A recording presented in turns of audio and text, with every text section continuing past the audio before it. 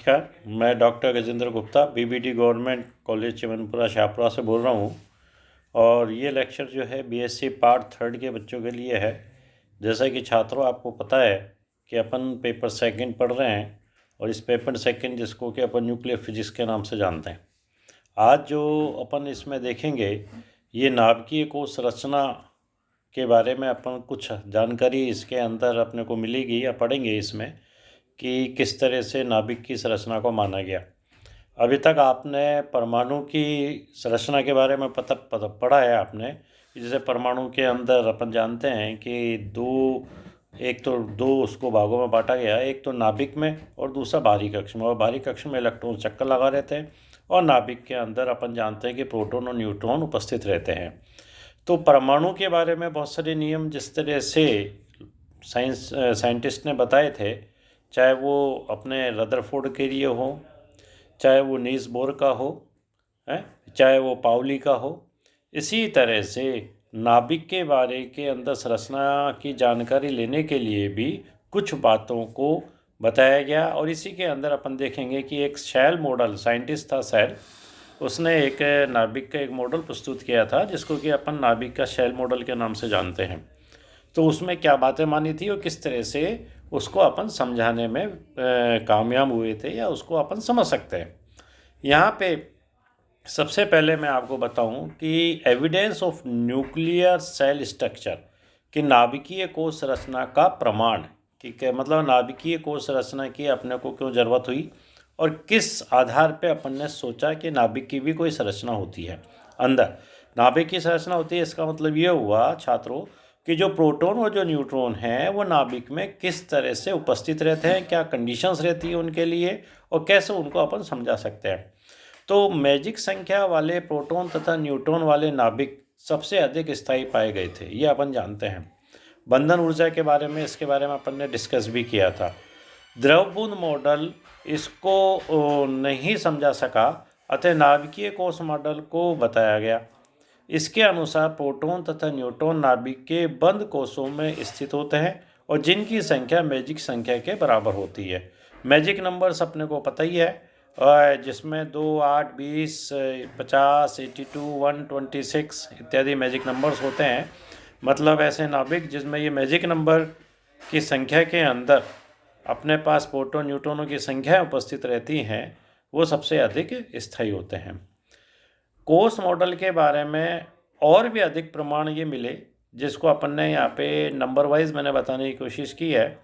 पहला, जो बाहरी नाभिकों के छेद से उत्सर्जित अल्फा कण में 2 प्रोटॉन तथा 2 न्यूट्रॉन होते हैं, जिससे हम कह सकते हैं कि न्यूक्लियनों की जो प्रवृत्ति है एक्चुअली में युग्म बनाने की होती है, पेयर। तथा युग्मित न्यूक्लियन में से एक न्यूक्लियन को निकालने के तुलना में अयुग्मित न्यूक्लियन को नाभिक से निकालना ज़्यादा आसान रहता है। मतलब पेयरिंग के अंदर अगर न्यूक्लियंस है, न्यूक्लियंस के अंदर आपको अब तो ये जानकारी हो गई होगी, इसमें प्रोटॉन और न्यूट्रॉन दोनों ही सम्मिलित होते हैं।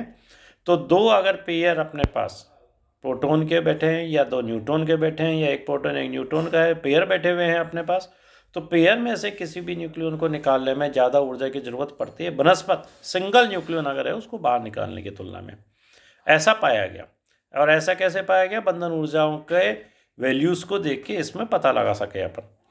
दूसरे पॉइंट में आप कह सकते हैं जो समसम नाभिक होते हैं वो ज़्यादा स्थायी होते हैं तथा उनकी जो संख्या होती है वो ज़्यादा होती है, तथा विषम विषम नाभिकों की तुलना में अगर कंपैरिजन करें तो अपन कह सकते हैं कि जो समसम नाभिक होते हैं वो ज़्यादा स्थायी होते हैं।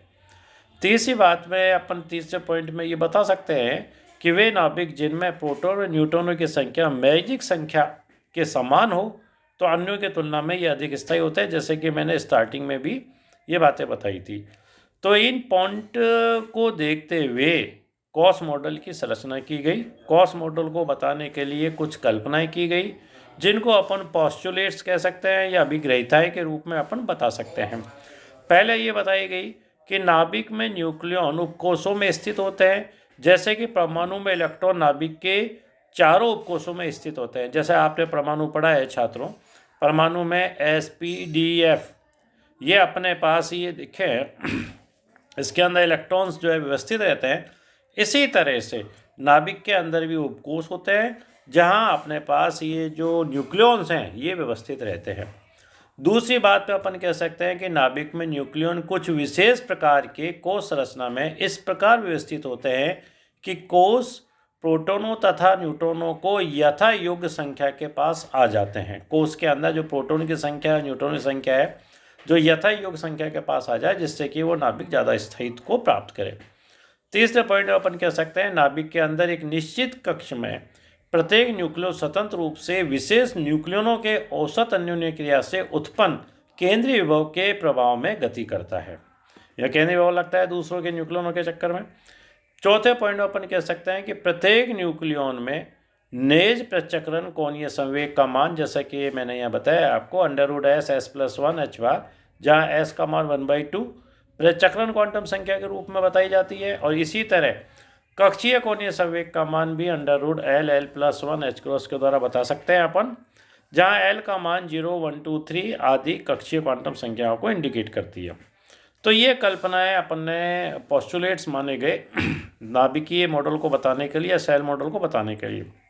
अब नाभिक का जो कोश मॉडल है, वो नाभिक का जो कोश मॉडल है उसके अंदर क्या बातें मानी गई सेल मॉडल में, कि एक तो ये माना गया कि उपरोक्त तो जितनी भी अभी कल्पनाएं ली थी इनके आधार पर नाभिक का कोश मॉडल एक का जो विकास हुआ है उसमें ये माना गया कि नाभिक के न्यूक्लियन औसत सरल आवर्ती दोलक के विभव में गति करते रहते हैं। और जो सरल आवर्ती दोलक का विभव है उसका मान समीकरण 1 के द्वारा मैंने यहाँ बताया है कि V = 1/2 kr², जो V जो है R डिपेंडेंट है, 1/2 m²r², जहाँ m न्यूक्लियनों के द्रव्यमान को बताता है। अगर प्रोटॉन लेंगे तो प्रोटॉन का द्रव्यमान हो गया छात्रों, और अगर न्यूट्रॉन लेंगे तो ये न्यूट्रॉन का द्रव्यमान के रूप में अपन इसको बता सकते हैं। इसी तरह से जो दोलनीय विभव क्षेत्र में न्यूक्लियनों के लिए जो सोंडिचर समीकरण है उस समीकरण को अपन समीकरण 2 के द्वारा अपन डिफाइन या कर सकते हैं। अगर इस समीकरण 2 का सॉल्यूशन निकाला जाए तो सॉल्यूशन निकालेंगे तो वो समीकरण 3 प्राप्त होती है, जहाँ कैपिटल N का जो मान है 0, 1, 2, 3 ये दोलक क्वांटम संख्या को बताता है। इन समीकरणों के आधार पर या समीकरण 3 के आधार पर ये कह सकते हैं कि सरल आवर्त दोलक की ऊर्जा अवस्थाएं सभी समान दूरियों पर होती है। और इसमें क्या क्या कह सकते हैं अपन, इसमें ये भी बता सकते हैं कि नाभिकीय तरंग फलन के कोणीय भाग को कक्षीय क्वांटम संख्या L = 0, 1, 2, 3, 4 द्वारा बताया जा सकता है। तीसरे पॉइंट में अपन ये बता सकते हैं कि कक्षीय क्वांटम संख्या के संगत ऊर्जा तलों को इलेक्ट्रॉन कक्षों के स्पेक्ट्रोस्कोपी प्रतीकों, जिनको SPDGH से बताया जा सकता है। नाभिकीय तरंग फलन के तिर्यक भाग को मुख्य क्वांटम संख्या N = 1, 2, 3, 4 द्वारा बताया जाता है। ये भी बात बताई जा सकती है। पांचवें पॉइंट में अपन कह सकते हैं कि इन n और L के बीच में जो संबंध होता है उस संबंध को मैंने यहाँ आपको बताया है कि M बराबर N = 2n-1 + L के द्वारा बता सकते हैं।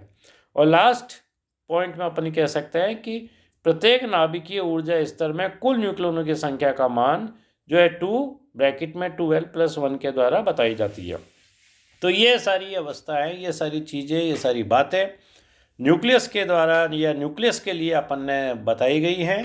जिस प्रकार अपन में, तो दोबारा मैं आपको एक रिमाइंड करा दूं, जिस प्रकार परमाणु के अंदर इलेक्ट्रॉन्स पाए जाते हैं उसी प्रकार से जो न्यूक्लियॉन्स है वो नाभिक में पाए जाते हैं। और उनके उसमें पाए जाने के लिए भी एक निश्चित नियम लगते हैं कि कौन सा न्यूक्लियन कहाँ मिलेगा अपने को, और उसकी परिस्थितियों, उसकी स्थितियों के हिसाब से नाभिक अधिकतम स्थायित्व की अवस्था को प्राप्त करता है।